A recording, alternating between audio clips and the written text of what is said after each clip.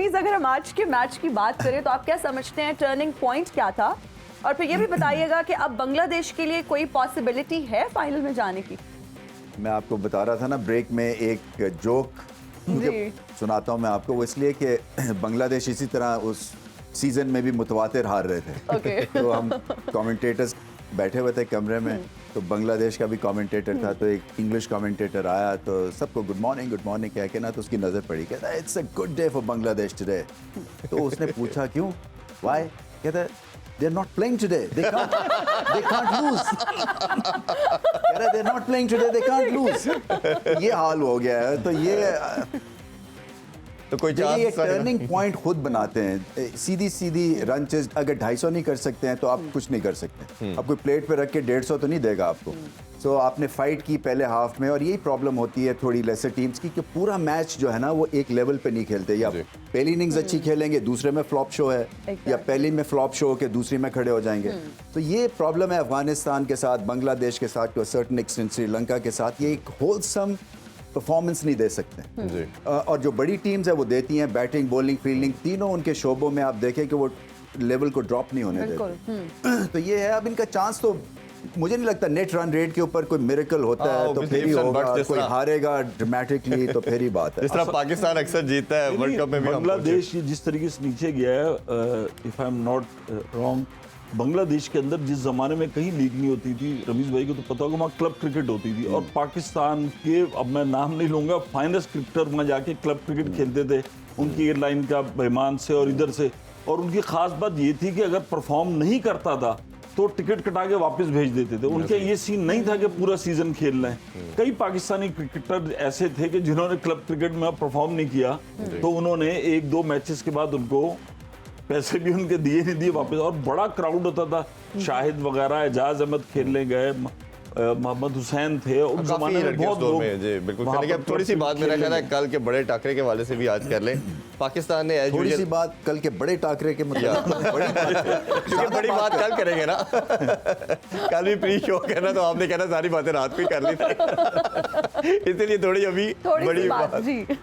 पाकिस्तान ने as usual अपनी playing 11 announce कर दी है, और जो लास्ट गेम में थी वही है फहीम अशरफ ने, और हमने तो कहा था कि शायद 5वां भी डाल दे पेसर, वो नहीं डाला उन्होंने। कैसे देखते हैं टीम कॉम्बिनेशन को?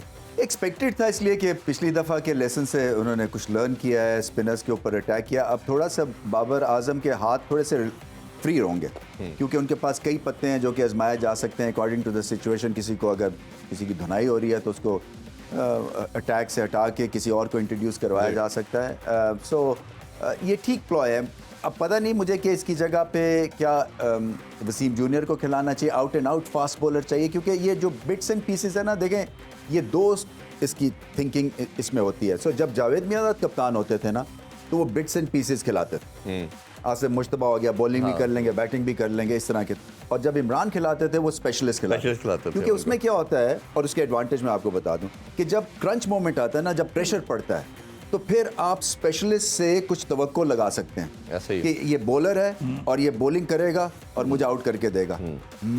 जो ऑलराउंडर होता है ना बिट्स एंड पीसेस का, वो होता है कि 50-50 है कि चल गया तो ठीक है, नहीं चला तो फिर मैच हाथ से जो आप अक्सर कहते हैं मीदा चल गया तो फिर ठीक है। तो यही बात है। वो तो ये एक अप्रोच ये है कि या तो फिर आपके पास ऑलराउंडर क्वालिटी का हो, या तो फिर मतलब है हार्दिक पांड्या जैसे हो कि जब बॉल करें तो 140 पे और हिटिंग करें तो फिर प्रॉपर, और 80 फिर करें, you know, of 75 ball situation को सामने रख के अपनी बैटिंग को उसी हिसाब से ढालें। तो ये एटलीस्ट ट्राई अच्छी है ये पाकिस्तान की, कि कुछ सोच रहे हैं कि हाँ एक फॉल्ट लाइन डेवलप हुई है अगेंस्ट इंडिया और इसको हम प्लग करने की कोशिश। अच्छा, सबसे इंपॉर्टेंट चीज़ रमीज भाई ये होगी कि अब ओबियसली हमने उनकी बैटिंग को देख लिया, उन्होंने हमारी बॉलिंग को देख लिया, अब दोनों टीमें रिवर्स करना चाहेंगी। अब टॉस बड़ा वाइटल रोल प्ले करेगा, दोनों कंफ्यूज होगी क्या करना चाहिए। आपके ख्याल में जो भी टीम टॉस जीती है उसे क्या करना चाहिए और क्या करेंगे वो? देखिए ये अब उस वक्त कहना कुछ मुश्किल है। मैं यहाँ बैठ के 4000 मील दूर तो नहीं आपको मैं बता सकता कि क्या होने वाला है। आई थिंक जो एक अगर आप मुझसे पूछे ना तो रन्स ऑन द बोर्ड का प्रेशर और होता है, और ये प्रेशर का मैच है। सो आप नहीं चाहेंगे कि रन चेजिंग सिचुएशन में चले जाएं, चाहे आप भारत जैसी बैटिंग लाइनअप ही क्यों ना हो, क्योंकि उनको भी पता है कि पाकिस्तान की बॉलिंग बहुत स्ट्रांग है, और अगर कहीं ऊपर के 3-4 विकेटें फिर से गिर गई तो ये दोबारा अब स्ट्रैटेजी जो है ना बाबर आजम की तरफ से मुख्तलिफ होगी और बेहतर होगी। शायद 138 रन या जितने की पार्टनरशिप जो ईशान किशन और की थी ना लगने दे। तो मैं सिर्फ होप ही कर रहा हूँ कि आप टॉस जीतें और पहले बैटिंग करें ताकि प्रेशर उतर जाए, और हमने देखा कि गेंद स्पिन भी हुआ, सीम भी हुआ सेकंड टाइम अराउंड, तो बुरा डिसीजन नहीं होगा। और बांग्लादेश भी आज हमने देखा कि कहीं ना कहीं फंस आज गया। बाबर ने जो प्री मैच प्रेस कॉन्फ्रेंस की उसमें यही कहा है कि मेरा जो मुकम्मल इंसार है वो फास्ट बॉलर्स पर है, तो उसने कहा।